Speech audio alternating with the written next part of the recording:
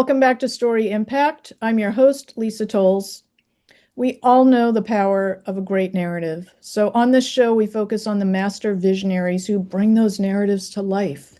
This series is so close to my heart because it's my way of supporting and elevating authors so you can connect with their stories and the artistic vision they're bringing to the world.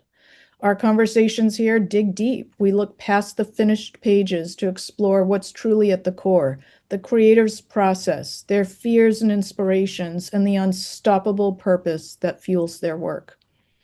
In addition to being your host, I'm also a crime novelist, and you can find my books on Amazon and on lisatolles.com. Let's get started because stories hold the world together. Today on Story Impact, I'm excited to welcome Victoria Zackheim, a true master of mystery, memoir, and the stage. Victoria's latest novel is The Curtain Falls in Paris, the first in a gripping regional three-book mystery series, and her dedication to the genre earned her an exceptional honor, completing the unfinished novel Death Times 7 from the late Anne Perry's beloved Daniel Pitt series. Beyond mysteries, Victoria is the author of the novel The Bone Weaver and has edited 7 powerful anthologies. Her international bestseller, The Other Woman, was adapted into a play that had a nationwide simultaneous reading. With work spanning from PBS documentaries to her role as a longtime UCLA writing instructor, Victoria's impact on the publishing industry is undeniable. Victoria, warmest welcome. Thank you. It's a pleasure to be here. I'll tell you, I had trouble I had trouble kind of narrowing down my questions to like 6 or 7 because your impact is so it is so so entrenched and broad. You know, your creative energy has taken many forms and you've reached success and recognition in all of them. So I'm wondering right now at this point in time of your writing, editing, filmmaking, and teaching, which of those brings you the most fulfillment? Oh, that's a difficult question. I would say that my writing and my teaching are way up there. Um, Teaching in the UCLA Writers Program, which I've been doing for, I don't know, close to 20 years, I'm guessing, is so rewarding because I teach at least 4 classes every year. And in those classes, I come across students who have absolutely no confidence in their ability to write. And yet I see the seeds of a really, really strong writer. And I also work with students who feel that they're taking the class just to confirm what they already know, which is that they are the next New York Times bestseller, which I find interesting because their scope of emotional and intellectual input into a story is limited by their ego. Mm. And so the new writers who lack the confidence are open, so open to learning, and they're wonderful to work with because they're eager and they absorb what I tell them. And then I always say, listen, this is your writing. Don't take my edits and use them as if it's sacrosanct. It's not. These are suggestions. And it always, for these writers, it sort of triggers their ability to use their imaginations. And I have found a few writers who have just launched themselves out of the program way beyond where I've gone in terms of essay, New York Times essayists and things like that, where they just needed somebody to put a gentle foot at the base of their back and give them a little shove, and off they went. So that's very rewarding for me. Oh, And I love writing. I really do. And I'm so excited right now because I'm turning in a new manuscript next week. mhm. And then in 2026, which felt like it would never come, which is just around the corner, I have the Anne Perry novel coming out and the second in that series, in my mystery series, within a month of each other. So Oh, wow. yeah, it's been quite remarkable. It really is. You're busy. Geez. Someone asked me this question earlier this week, so I wanna turn that to you. You have so many kind of different pipes coming out of your creative engine. How do you switch from pipe to pipe? Is it like today's an editing day, tomorrow's a writing day, or how do you divide all that up to stay sane? I actually have become very precise about it so that nothing suffers from what I'm doing in another area. For example, in the morning when I turn on my computer, one of the first things I do is go into my UCLA class. And I will download essays, I'll do the editing, I'll upload them for the students, and I'll get all of that done, and I can put that aside then. So that's done. Then the next thing is, am I in the middle of editing a novel? Or am I doing a freelance editing job, which I do through Readsy? And so I try to delineate each thing, Mhm. encapsulate them, as you will, into kind of a box, and try to focus on that one thing as I can do it that day. When it's done, I put it aside and then I move on to the next. Mm. So it's yeah, I mean I tend to overdo it. I'm a bit of an overachiever. And I keep waiting for the hammer to fall and it hasn't. But as I'm older, I find that I need to be more organized than I was when I was younger. Mm. And so it's a good thing because having that organization guarantees that nobody's going to not get what they need from me by that Mm. deadline. And also, I'm very old-fashioned. I write everything down. There's Lisa, November 7th at noon. Uh, and after I finish this, I'll take a little marker and I'll erase it. Mhm. And but Mhm. I do that, and I also keep an old-fashioned Mhm. diary. Mhm. So, a month journal. I'm just very precise about it. And before I go to bed at night, I will take a post-it and I'll write in with a big dark ink what I have to do the next morning, and I'll stick it right on my monitor. So the first thing I do when I turn on my computer is I see that. It's the way I keep myself organized, Mhm. and I can't count on my memory as well as I did 10 years ago. Mhm. So, yeah, Mhm. that's what That's happens when you get to be my age. I think that sounds like a great survival sort of playbook. And by bringing that intention and mindfulness into Mhm. what you're doing at a specific time, you're also honoring your own capacity. I mean, I think as creative people, that's what we have to be doing, and it's something that I think gets left out a lot. I'm doing this for this place, Yes. that's for this person, and like, what about like taking a breath or like eating an actual meal? Or like drinking a whole cup of coffee without dividing my attention to eight other things, right? Well, I start my morning with a triple espresso. So that's my kick in the back. But I think for me, truly, Lisa, the key is commitment. I have I have a dread of forgetting to do something and then having a publisher or an editor or somebody contact me and say, yesterday we were supposed to have this. It's like that's my biggest fear of Mhm. not fulfilling a commitment and being seen as somebody who can't be relied upon. Mhm. And so that's been my thing all of my life. And Mhm. it was just hammered into me. When you say you're going to do something, do it. So that's why I keep such copious notes around to remind me. And then I have people say, "Oh my gosh, it's a week early." I think to myself, "That's okay. It's done." Right, could be worse. Yeah, exactly. Yeah. Let me ask you something about editing. I'm curious how your long path started as an editor, and what is your process for editing your own work? I'm not nearly as good at editing my own work as I am editing somebody else's. Mm. And I've known that for a long time, and I think most writers will say that. Um, my editing really began with my first anthology, The Other Woman. And I had never really been an editor until then. I just came up with a great idea, and the agent, walked me through how to put the proposal together because I was a novice at it. And then, of course, it sold at auction, and I thought, boy, if I do this, every other year, I'll never have to work again because it was a Uh-huh. lot of money. I Mhm. never saw anything close to that again, by the way. Not even a tenth of that, I don't think. But I I put out all the invitations. I got all the authors together. I got their bios. We did the book proposal. She sold it.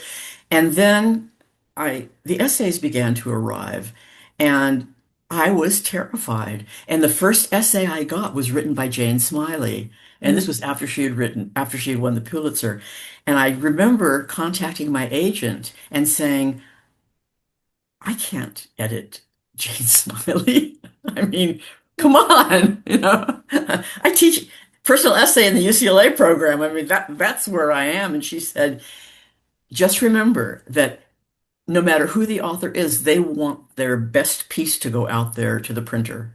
If Mm, you find something in Jane's essay that you think needs work, you'll make a comment on, or you'll do the edit with your little tracking thing on, and you'll send it to Jane, and she'll accept it or reject it. So I went through agony with her essay, which of course, there were three words here and a phrase here that I thought should be moved to another part of the paragraph. And I sent it to her, and I was just horrified at what the possibilities could be of her coming back and saying, "Really? You are telling me how to write?" Jane turned out to be the perfect first editor, editing job because she came back with great call. Yeah, change that. Oh, I remember writing, this seems a little ambiguous to me, which I thought was really, like courageous for me to say. And she got back and said, it's meant to be ambiguous. I said, okay. And what the sentence I wanted to move, she said, yes, let's do that. And that was it. And she was thanking me so much, for my input. And I thought, okay, this generosity has got to be a rare thing, but it wasn't. I think that I think I've done seven anthologies, um, which if you're talking about at least 20 authors per anthology, mhm, so that's what, 140 authors. And there are repeats. I mean, let's say 120 authors. I mhm. think I've run into a real problem maybe twice Oh, with okay. authors who really resented my edits. Hmm. And and my edits finally prevailed because I went through my agent and I went through the publisher and said, "What do you think?" And they said, "No, you're right. We have to stick with that." And there were only two that I would never have that I have never invited back into my anthologies. So I've had great fortune Yeah. with people who some of whom have reputations for being difficult, who have Mhm. never been difficult with me. So Mhm. go figure. You brought out the best in them. Or they brought out the best in me, I'm not sure, or they're most cautious. But whatever the point is, I can go back to almost everyone except those two and say, let's do it again. And I have. I Mhm. have many of those authors who come back over and over again. Yeah. And we have an anthology out right now that I'm hoping will sell. And it's got fabulous writers in it. And and I laugh because nobody in the world knows who I am, but I get to be with these amazing writers and in my anthologies. And so it's really exciting for me to deal with these people. Yeah. Well, that's exactly how I feel about my author podcast guests like you and me starting this podcast. I mean, don't you think relationship building is is a very like looked over skill for authors? I mean, relationship Yes. building as an author, but also relationship building between characters, the thorny connections that Mhm. characters have with each other and that we have with each other too. I mean, Yes. I think that's what you've cultivated in those anthologies. I thought. Well, also in my mystery, The Curtain Falls in Paris, the Mhm, two protagonists, Arya and Noah, I mean, they start off really, really disliking each other. mhm, There's tremendous suspicion between the two of them, distrust, lack of respect on mhm. both sides. So that was actually a lot of fun for me to write. I was But I was going to ask you about that book next. I've read like the first probably third of it, and I love how Aria Nevins comes in with really significant like career baggage oh yeah, with what happened to her. So for viewers, we're talking about Anne's latest book, The Curtain Falls in Paris, and which is the start of your new series, and it takes place in Paris where you lived, and also yes, brings readers into the theater, which is a world that I think you've also lived in for a long right. time, right? I have minimally, Mhm, but I have, yes. I mean, I've written some plays and they've had readings and stage readings, and but in terms of getting into the whole big theater thing, I have friends who have been heavily involved in theater on the East Coast and the West Coast, mhm, but I love theater, I really do, and so it was fun for me to write that part of it. And the other thing too was that writing Aria and Noah. Well, you were talking about Arya's baggage. I was really careful not to have her be the victim, like something terrible happened to her that she was trying to. She created a disaster in her life, totally 100% her fault. And part of her journey in all of the novels, because it's a three-part series, Hmm. is for her to deal with having to forgive herself Yeah. and try to move forward. I mean, she essentially caused the death of another person because Yeah. of her journalistic negligence. Right. So, and I won't say anything more, but for me, that was a really important element of having to forgive herself Hmm. and being able to move on without that baggage. You never can get rid of it. Right. But, I had a friend who was an Auschwitz survivor, and she once said to me, I survived. I took my Auschwitz experience, I wrapped it in a box with silk, and I carry it under my arm. It's always there. She said, but my husband, whom she had just divorced, he put his Auschwitz experience in a big gunny sack. And it was very heavy, and he dragged it over his shoulder all through our marriage. And that's why we couldn't communicate. And I thought, and I told my children that if you're not feeling well, if something is happening, take a look at it, wrap it in silk, hold on to it. You can't get rid of it because that's not realistic, but you can move on through your life nevertheless. And I think that was a really important lesson that I got from Frida, that, and I wanted to pass that on to Aria, that she could have something terrible happen in her life and live with it and continue to move forward and be creative and productive. Wow.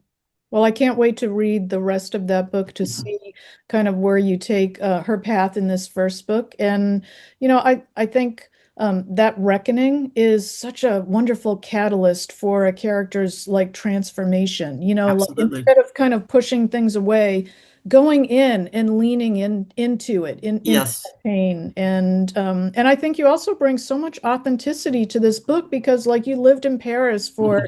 several years and so that's you bringing you into the, Yes. which I love seeing that. That's awesome. Well, it's fun. It was fun for me because when I went into the descriptions of Montmartre and the Ile Saint-Louis, I had lived in both places there, Hmm. and so I just remembered what it was for me to walk those streets and those neighborhoods, and it was really magical. I mean, I went for 3 months, and I Hmm. ended up staying there for 5 years. Hmm. So, my children stopped asking, "When are you coming home?" They started asking if I was ever coming home. I mean, they were already, launched at university, but Yeah. uh, yeah. Yeah. I've been there and I had the good fortune to go there when I was 16 years old. And Mm, what a time in life to be yes, a place like that, being an artist and being a writer. absolutely. Let's talk about Death Time 7, which comes out next spring. So, can you tell us a little bit about young Daniel Pitt, the main character of Anne Perry's enduring successful series, and also what your process looked like for finishing this book? Well, I have to start off by saying that Anne and I were dear, dear friends. And I didn't start off being her editor. I started off with just our being friends. Hmm. And so, about 5 years before she died, she started calling me and asking me to brainstorm with her. Or she'd call and say, I need to create a character to find a way if there are these people to have known each other before, because it has to be logical. So we started brainstorming a lot. And Hmm. then she started sending me her chapters as she finished them, and I would read them and do my edits and send them back to her, and we would talk about it. And Hmm. eventually I became her basically full-time private editor before the book went to Ballantine or Random House. And so it was a process of tremendous friendship and love, but also I had enormous respect and admiration for her writing. I thought her writing was less mystery than it was literary fiction, poetry kind of, she had such a poetic way of speaking, and she could describe the simplest little garden and make you want to just live there for the rest of your life. So that's how it all started. Um, in December of 2022, she called me, and we used to talk 4 or 5 times a day. And she was in LA and I'm in the Bay Area. And she called and said, I just finished chapter 9 of Daniel 7, we called it, the seventh in the series. She said, I'm so tired. I said, well, good for you for finishing it. And she writes in longhand. She wrote in longhand. Wow. Nobody could read her writing. Nobody could read her writing, except a few people in the world, and I wasn't one of them. So I had convinced her, after you finish, sit down with the manuscript and read it out loud into your computer, and it'll automatically put it into a Word file, which she normally did, but she hadn't gone to that point yet because this was just the rough draft. That night, she had a heart attack, and I drove down to LA immediately, and stayed with her, and she was back home and recovering, and then she had a stroke. And back she went into the hospital. So there was a 4 month period of time there where she was becoming weaker and weaker, and then she died. And when she died, I was still living in her condo in my room, the guest room. And I knew that all of her work was going to Brigham Young. They were archiving it there, and they were wonderful about it. But those 9 handwritten chapters were sitting on her desk, and I just instinctively took them home. I don't know why, because it wasn't as if a lot of people had keys to her place. I just had this fear that they would somehow disappear, get mixed up, or somebody would come in to clean and say, oh, these aren't worth anything. So I kept them.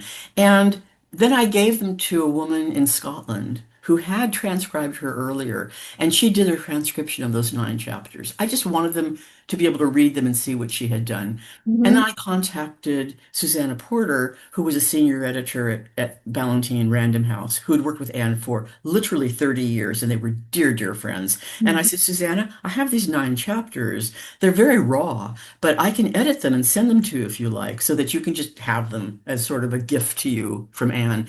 And I Mhm. did that. And lo and behold, at the end of that year, which was a good 8 or 9 months after she died, Susanna asked me if I would finish writing Anne's novel. Mm. I was honored. I was moved. I was mortified. How do you finish a novel in the voice of the woman who wrote it, Mm. when she was named one of the top 100 mystery writers of the century by the London Times and had more than 30 million books out in print all over the world? I mean, I'm not British. I'm not Anne. I was never the kind of writer she was. But I took it on, and it was an amazing experience for me.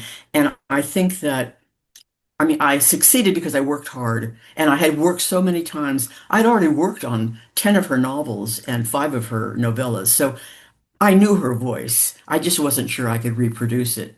And so I wrote it, and Random House was extraordinarily supportive. They say, oh, you never hear from the editors. I ask them a question, I get an answer back in 10 minutes, Mm. literally. Mm. So it's done. I mean, it's done. I just got the final little thing today about flap copy. What do you think about this? I said, can we change that? Perfect, it's done. Mhm. The job with them has just been a dream job, and it's coming out in April. And if, all I can say is if there is a heaven, and if there is, Anne is definitely there. And I just hope that this does her proud, because this is really my gift to her as much as it was her gift to me. Did I answer your question? You sure did. I mean, this I kind of get lost. kind of the Sorry. subtext of this series is books, meaning, and purpose. And I mean, talk about meaning and purpose. I mean, that's so meaningful. Wow. You Um, know, all of Anne's novels, whether they were the loving Christmas novellas that always, that they were never, there was never violence, and if somebody died, you didn't see it. It was a whole different thing. mhm. Or any of her multiple series that she did that all succeeded. There was always the same element of somebody doing something wrong, and somebody expressing kindness and support to get other people through this, and remorse and forgiveness. Those were always themes in her novels. I mean, Mhm. even the nastiest people at the end, somebody learned from what they did. Somebody found something compassionate about them. And so, Mhm. because Anne was a dreamer, she was the most optimistic person. And I mean, her life had not been easy, her private life, but she just put that literature out there, and that message was always there. You must forgive. You must forgive yourself. You must forgive others. People do terrible things to you or to others, but there's always a way to get through it and find the other side. Sometimes I would say to her, it's too much. Mhm. It's like, you can't tell people, oh, Jack the Ripper had a hard childhood, and so yeah, and she we would laugh about it, Mhm. but there was always that kindness that ran through. There was always somebody who was bringing kindness to the story and Mm. forgiveness. Well, I can't wait to read it. And that comes out in April, right? Yes, All it right. does. It does.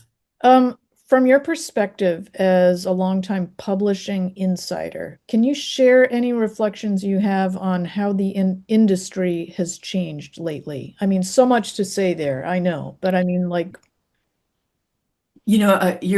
You're asking the right and the wrong person because I have two very different perspectives. I have the perspective of somebody who did a novel that came out in 2001 where I got, the publisher was there and supportive. And then I did all those anthologies where, depending on the editor and the publishing company, I had different levels of support and acceptance. And but and my own mysteries are with Level Best Books, and it's a small publisher, but unbelievably supportive. And hmm, people say to me, "Oh yeah, I tried to get a hold of my editor and my agent, and 3 weeks later they got back to me." I mhm, don't have that experience. I've been very fortunate. Level Best, I hear back same day. Random House, I sometimes hear back within an hour or two. mhm, So I don't have what I honestly believe is the typical experience because most of my writer friends struggle with their agents, with their editors to get the mhm. kind of support that they really not desperately need, but have a heartfelt need for. Because writers, as in general, we are a very insecure lot of people. Yeah. We put our hearts and souls and our words and our intellect out there, Mhm. and it's for everybody to see. And if we fail, it can be a horrifying experience. And Yeah. I know that. I've seen people with getting horrid reviews for their books because they weren't well edited, or Mhm. the editor or the agent wasn't attentive. I mean, my agent right now is doing a read on my next novel, the second in the Aria series, Mhm. and Mhm. she'll get them to me this week, and I have to deliver it by next Wednesday. Mm. But so I have 3 or 4 days, which is going to be fine. But I would never think of sending my work without having it go through my editor, a private editor, or my agent, who's a wonderful reader. I wouldn't do it because I know that they're going to find errors, and I love it when they do. I'm so grateful. But Exactly. things have changed, Lisa. There's no question about it. I have a very unusual situation because I'm doing Anne's novel, and Random House Valentine did her novels for 30 years, and they adored her. She adored them. She had close relationships with them. So they've been very supportive and kind. But I think it's become a really sterile kind of a universe out there for many writers. And I see a lot of discouragement. Yeah. Writers who just don't want to put out what they used to put out because they're not getting the support they feel they need to put out their very best work. Yeah. So, I mean, even for you, I mean, how often do you write something that nobody ever edits except you? I have so many I have this thing that I say where like when you're if you hate your book when it comes out, you've edited it enough because I literally go through like so many. Oh, I yeah. have two actual paid editors that I use. I have an alpha reader, I have a sensitivity reader, I have like 10 beta readers, and then I read it myself several times before they get it. And then like 4 or 5 times at the end, you mentioned reading it like aloud. I used Yes. to read it aloud twice. Come to find out, that's not enough. I would find edits at the end and I'd say, how, like, how? How did I miss that? Still here. Yes, no one saw this. 20 people didn't see this. It's ridiculous. Yeah. So, Yeah, yeah. because I remember Anne and I laughing because one of her novels came out and and it gets heavily, heavily edited. I wasn't involved in the editing. This was long before I met her. But there was a line that said he looked out and saw the faces in the crowd. Nobody picked up the typo that it said he looked out and saw the feces in the crowd. Oh, and that's hard to spot because faces and I mean they're both actual words, but Exactly. uh, So it won't be picked up by a spell check, yeah, you know.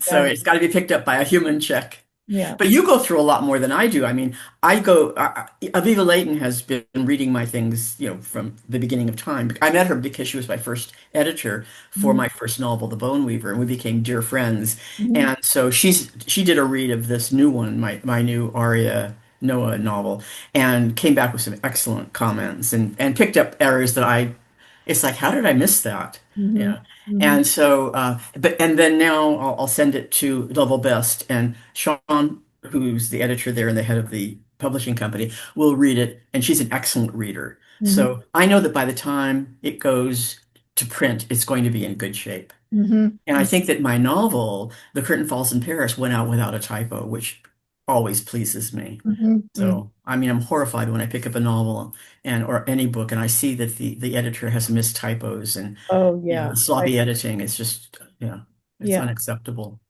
So, If you could give every novice writer one piece of advice on what to prioritize during their first major revision, what would that element be? Is there any well, just one thing? my first priority with the novel itself would be write what you love to write. Do your outline, get your story completely clear in your head, characters, transitions, scenes, everything, and then write it. But write it from your heart. Write what you want to write, not what you think your readers want to read, but what you want to write. And then once you do that, put it aside, even if it's only for a few days. Print it out, make sure it's formatted correctly so you don't get distracted, and then just sit down and give it a read as if you're reading it for the first time. Mm, And I think that with my students particularly, I see over and over again when I rewrite something for them and say, "What about this?" It's like, "Oh my gosh, that's exactly the way I should have done it." And I said, "No, that's the way I've done it to show you. You might have done it a different way that mhm, comes out to something very similar. And I keep telling them, this is your essay, not mine. My mhm. edits are suggestions. They're not etched in stone. So Yeah. if you disagree with me, go with what you feel is correct." So I think that I think that my first advice to a writer is when you start the editing process, try to read it from a reader's viewpoint and not the writer's viewpoint. That's Great. not easy to do. Yeah. It really isn't, because we get lost in it. Yeah. Yeah.